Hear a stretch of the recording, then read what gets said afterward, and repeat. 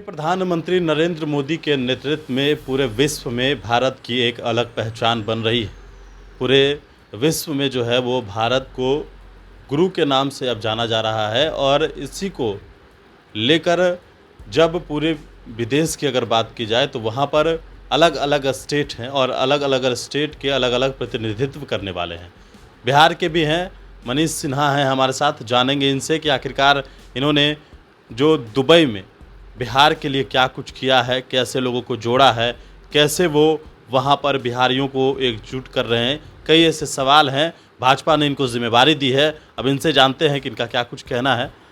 जो ज़िम्मेवारी आपको भाजपा ने दी है, वो आप किस तरीके से निभा रहे हैं? क्या है, किस कहा जाए कि एक जो विदेशों में जो होता है देश का जो अलग-अलग राजदूत होता है, तो उसके कड़ी में आप क्या कुछ कर रहे हैं उसको लेकर? देखिए, भाजपा ने मुझे ये जिम्मेवारी दी है कि विश्व में जितने बिहारी हैं, जो बिहार के बाहर दूसरे राज्य में या विश्व में जितने बिहारी फैले हुए हैं, सबको एक साथ जोड़कर कैसे बिहार के विकास में हम लोग कार्य कर सकते हैं। उसी सिलसिले में अभी हमने दुबई में एक आईपीएफ की एक बिहार काउंसिल के चैप्टर शुरू हुआ है, जिसका प्रमुख उद्देश्य वहाँ के जो बिहारी हैं उन सभी को जोड़ना। जैसा आपको मालूम होगा कि बिहार के करीब 5 लाख लोग दुबई में रहते हैं, यूएई में रहते हैं, और इसमें से कई लोग मजदूर हैं और कई लोग बिजनेसमैन हैं, कई लोग मिडिल क्लास हैं, अच्छे अच्छे पद पर हैं लोग। तो इनको जो प्रॉब्लम आता है, जैसे मजदूर लोग को जो प्रॉब्लम आता है कई बार, इसको सॉल्व करने के लिए वहाँ पे ये जो आईपीएफ की जो बिहार काउंसिल है उसको सॉल्व करेगा। पहला उद्देश्य ये है। और वहाँ से काउंसलेट में जनरल के साथ अगर कोई उनको कोऑर्डिनेशन करना हो, तो अगर कोई मजदूर है या कोई ऐसा व्यक्ति है जिसको कुछ ज़रूरत है, यूएई गया हुआ है और कहीं फंस गया है, तो वो उन लोकल उनसे बात कर सकते हैं और उनको वो सपोर्ट करेंगे। दूसरी बात ये है कि जो हमारा कल्चर है बिहार का, उसको भी हम लोग दुनिया भर में पूरे चारों तरफ ले जाना चाहते हैं। तो उस दिन जो हमारा एक बहुत बड़ा कार्यक्रम हुआ, जिसमें 400-500 दुबई में बिहार के लोग आए और एक कल्चरल प्रोग्राम भी हुआ। उस दिन स्पीच हुआ और एक कल्चरल प्रोग्राम हुआ, खाना पीना हुआ। तो एक बिहार के बारे में एक पूरे दुबई में एक मैसेज गया कि बिहारी सब एक साथ हो गए हैं और ये बिहार के डेवलपमेंट पे काम कर रहे हैं। और तीसरा जो प्रमुख उद्देश्य है हमारा, वो ये है कि बिहार में इन्वेस्टमेंट कैसे लाया जाए, दुबई बिहार के बीच में ब्रिज कैसे बनाया जाए ताकि वहाँ से इन्वेस्टमेंट बिहार में आए। अभी तो फ़िलहाल यहाँ अनुकूल स्थिति नहीं है इन्वेस्टमेंट के लिए, जैसा मुझे लगता है, लेकिन जैसे हमारी सरकार आएगी, अभी दिक्कत है। अभी मुझे लगता है अनुकूल स्थिति नहीं है यहाँ पे। लॉ एंड ऑर्डर सिचुएशन वैसा नहीं है। कोई भी पैसा आपके लिए क्यों लगाएगा जब उसको मालूम है कि उसको सिक्योरिटी नहीं है, उस पर रिटर्न नहीं मिलेगा, तो पैसा लगाना मुश्किल है।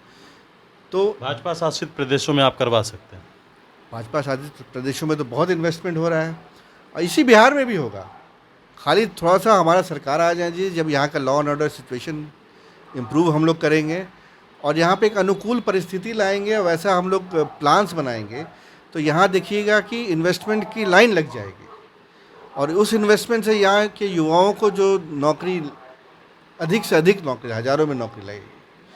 तो ये इन्वेस्टमेंट वाले जो लोग हैं उनसे हमारी मीटिंग हुई है और उनको भी हम लोग सब प्रोत्साहित कर रहे हैं कि आप आइए बिहार और यहाँ इन्वेस्ट कीजिए। तो ये हमारा 3 प्रमुख उद्देश्य था। क्या लगता है कितने लोगों को आप जोड़ पाएंगे? अब तक जो एक चैप्टर आपने बनाया, आपने चैप्टर का जो किया है, तो क्या सिर्फ दुबई या फिर आगे भी? नहीं, दुबई तो हमारे लिए एक कड़ी है।